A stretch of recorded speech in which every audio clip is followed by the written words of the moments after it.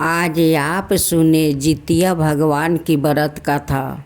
एक गांव था। उस गांव में एक माँ बेटा रहा करते थे। उनकी बेटा का नाम मोहन था। मोहन का पिता का मृत्यु के बाद वो लोग का बहुत तकलीफ होने लगा। एक दिन मोहन के माँ और मोहन एक आदमी का घर में जाते हैं काम मांगने के लिए कि मुझे काम दो। उस घर में जाते हैं तो उस घर में बहुत सारा गाय भैंस था। वो कहने लगा कि ठीक है, तुम माँ बेटा काम करो। तुम्हारा बेटा मेरा गौशाला में गाय भैंस को देखभाल करेगा, गोबर साफ करेगा और तुम घर के काम कर लेना। दोनों माँ बेटा काम में लग गया। माँ घर के काम करने लगी और मोहन गौशाला में गाय भैंस को देखभाल करने लगा, गौशाला का गोबर साफ करने लगा। ऐसे ही वो दोनों माँ बेटा का गुजारा होने लगा। जो घर में काम करती थी उस घर के पति पत्नी दोनों बहुत कंजूस थे। माँ बेटा सारा दिन काम करता लेकिन पूरा महीना वो माँ बेटा को नहीं देता था। ऐसे ही माँ बेटा को दिन बीतने लगा। देखते देखते ज्योत भगवान का व्रत आ गया।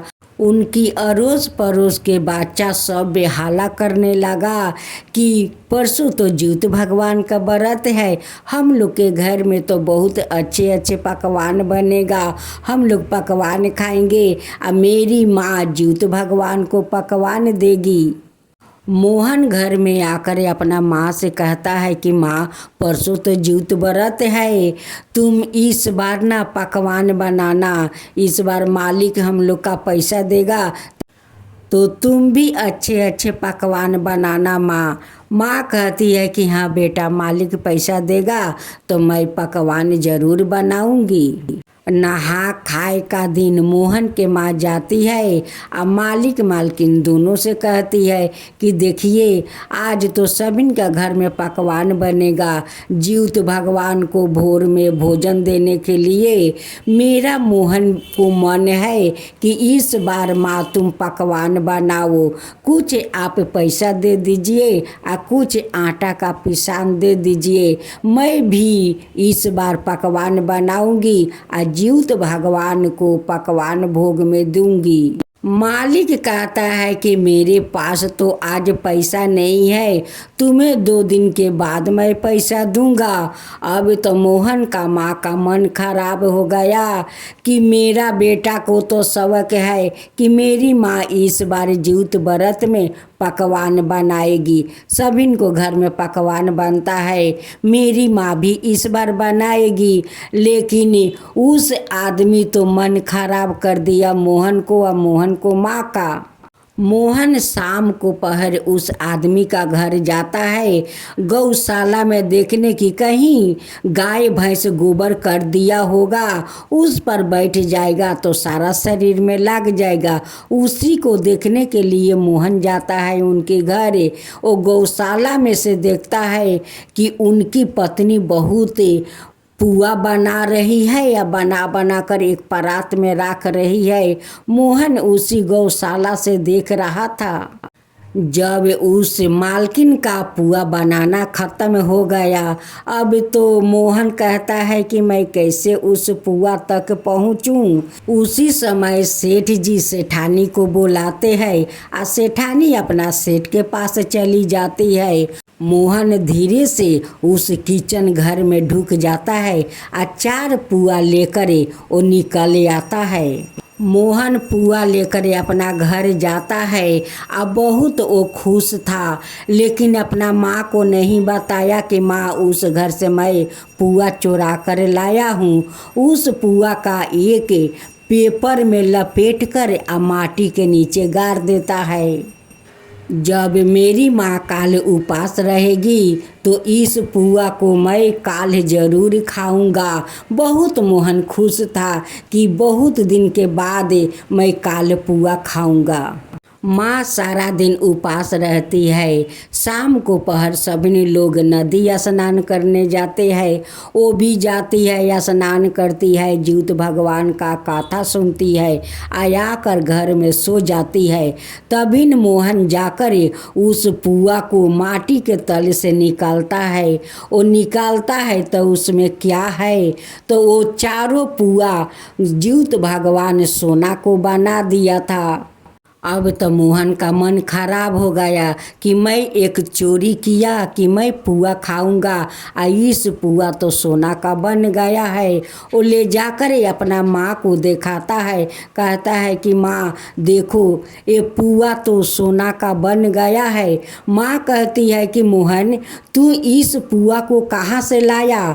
मोहन अपना माँ का सब बात बता देता है, कहता है कि माँ जब शाम को पहर उस गौशाला को साफ करने गया था तो देखता हूँ कि मालकिन पुआ बनाती है। वो परात में सजा कर रखी थी। मैं सोच रहा था कि अगर ये सेठ मुझे पैसा देता तो तुम भी ऐसे ही पुआ बनाती, लेकिन सेठ सेठानी तो हम लोग के पैसा नहीं दिया और वो खुद पुआ बना रही थी। जब सेठ जी बुलाए तो सेठानी चली गई। तभी मैं घर में ढुक कर 4 पुआ चोरा लिया माँ, और चोरा कर तुम्हारा डर के कारण मैं एक पेपर में लपेट कर माटी में गाड़ दिया था कि तुम शाम को सो जाओगी तो इस पुआ को मैं खाऊंगा। लेकिन इस पुआ तो देखो ना सोना बन गया है।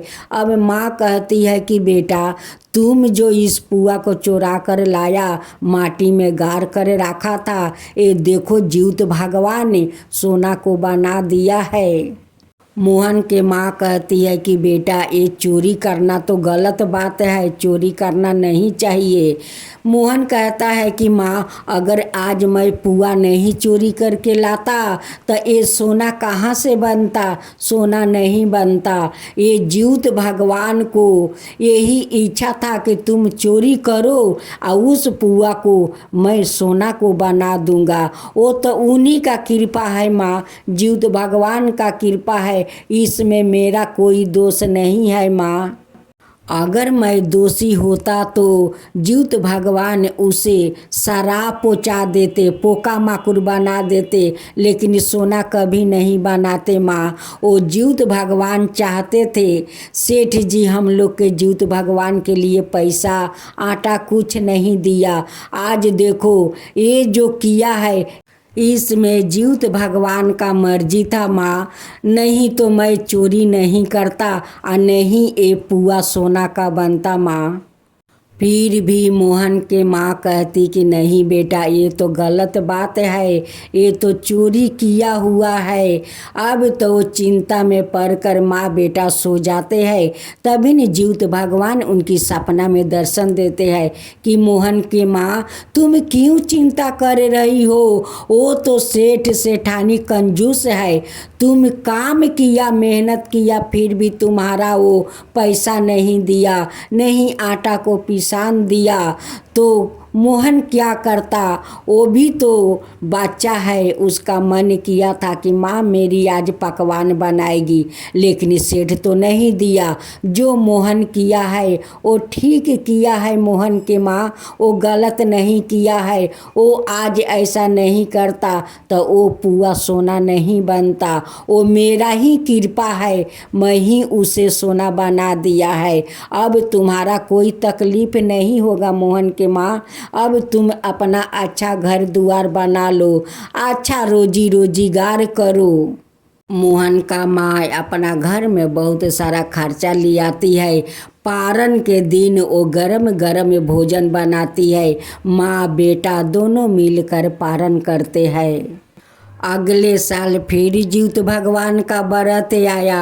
अब मोहन का माँ बहुत अच्छे अच्छे पकवान बनाती है, मोहन के लिए कपड़ा खरीदती है, अपना लिए कपड़ा खरीदती है। अब तो वो लोग का दुख तकलीफ जीउत भगवान ने दूर कर दिया। अगर ज्यूत भगवान का मर्जी नहीं होता तो मोहन वो पुआ नहीं चोराता। उनकी मर्जी था, उसलिए तो मोहन ने उस पुआ को चोरी किया और माटी में गाड़ दिया और भगवान ने उसे सोना बना दिया। हे ज्यूत भगवान, जैसे उस मोहन को आप दुख तकलीफ समझ करे उनकी पुआ को सोना बना दिया, वैसा ही सबका ऊपर कृपा कीजिए। हे ज्यूत भगवान, सबका ऊपर कृपा कीजिए। ज्यूत भगवान की जय हो, ज्यूत भगवान की जय हो।